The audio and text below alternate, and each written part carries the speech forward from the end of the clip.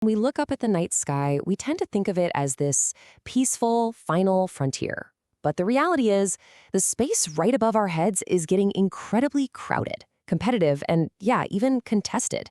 In this explainer, we're going to break down the growing militarization of outer space and the very shaky legal ground that it's all built on. Let's get into it. Okay, so first, let's just get a sense of the scale here. For decades, space was basically the exclusive domain of a couple of superpowers. But today, you've got a whole bunch of countries and even commercial companies all active in orbit. And that's leading to more congestion and more competition than ever before. You might actually be surprised by just how busy it's gotten up there. So how busy are we talking? According to the latest data, there are 3,372 active satellites orbiting our planet right now. And that number, it's just growing constantly, creating this incredibly complex web of technology right above us. But the big question is, who owns all this stuff? Well, let's look at the breakdown. The vast majority, yeah, they serve civilian purposes. But a really significant slice, we're talking over 500 of them, are purely for military use. And the countries with the most? No surprise here, the United States, China, and Russia. This brings us to a really crucial distinction we have to make. You'll hear the words militarization and weaponization thrown around, and they might sound the same, but they mean totally different things. Militarization, that's just using space to support military operations down on Earth. Think GPS for navigation or satellites for spying and communication. But weaponization, that's a whole different ballgame. That's putting actual weapons into orbit. That's turning space into a potential battlefield. And this distinction is absolutely key to understanding the whole story. And look, this connection between military ambition and space exploration, it's not new. In fact, it's been there from the very beginning. The entire space age was pretty much born from the military rivalries of the Cold War. This timeline really shows you how deep those military roots go. It all started with Germany's V-2 rockets back in the 40s, literal weapons that were the first things to ever reach the edge of space. Then, in '57, the Soviets launched Sputnik 1, and that sparked absolute panic in the US about attacks from orbit. That fear led directly to spy satellite programs like Corona. The tensions kept ratcheting up until we got a crucial moment of de-escalation, the 1967 Outerspace Treaty.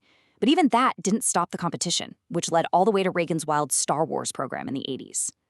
So that 1967 Outer Space Treaty, it's often called the Magna Carta of space. And for good reason. It was a landmark achievement that laid down the fundamental rules for everything we do up there. But, and this is a huge but, it had a critical flaw, a loophole that nations are still exploiting to this day. The treaty's biggest success is right here in Article 4. It explicitly banned weapons of mass destruction, WMDs, from being placed in orbit. This was huge. It successfully stopped a nuclear arms race in space, which was a very real fear at the time. A massive win for humanity. So, if the treaty banned the really big, scary weapons, what didn't it ban? And that question gets right to the heart of the treaty's giant loophole. And here's the crucial point. The treaty is completely silent on conventional weapons. It doesn't say you can't have military surveillance, and it doesn't ban weapons designed to, destroy other satellites. This omission created this enormous legal gray area, a strategic opening that has allowed nations to aggressively militarize space, stopping just short of putting nukes in orbit. And all of that brings us to right now, the modern era. Because those loopholes from the past, they are defining the conflicts of the present. We're in a new space race today, and it's faster, it's way more crowded, and it's all happening in that exact legal gray zone we just talked about. The challenges we're facing today are just so much more complex. We have nations setting up dedicated space forces, literally framing space as a warfighting domain. We're seeing more and more tests of anti-satellite or ASAT weapons. And on top of that, we have new threats the original treaty drafters could have never even imagined, like cyber attacks on satellites or the rise of these commercial mega constellations. And listen, these are not just theoretical threats. Back in 2007, China tested an anti-satellite weapon on one of its own old satellites. The test was a technical success, but it created a cloud of almost 3,000 pieces of high-velocity space junk. That debris is still up there, endangering every other satellite in that orbit for decades to come. So, like we saw earlier, the main players in this game are the US, China, and Russia. all three have shown they have ASAT capabilities, and all three continue to pour money into their military space programs. It's basically driving a new arms race that's just a lot less visible than the first one, but just as serious. And to make everything even more complicated, there's the rise of what's called dual-use technology. Think about it like this.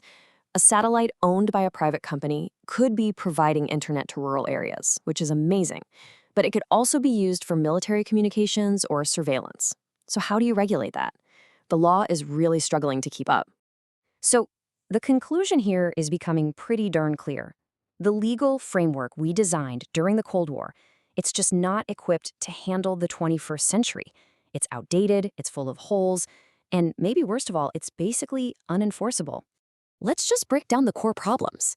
The language in the treaty is vague. I mean, what does peaceful use even mean? It's totally up for interpretation. There's no enforcement body, no referee to punish a country that breaks the rules. The treaty scope doesn't cover modern threats like cyber warfare.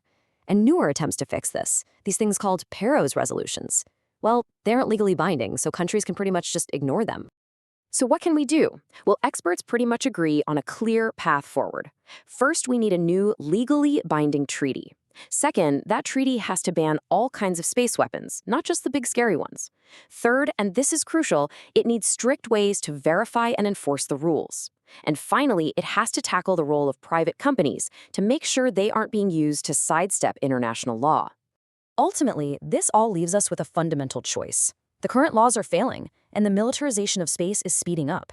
Without some kind of meaningful action, the one domain that represents all of humanity's ambition and curiosity could very well become our next great battlefield.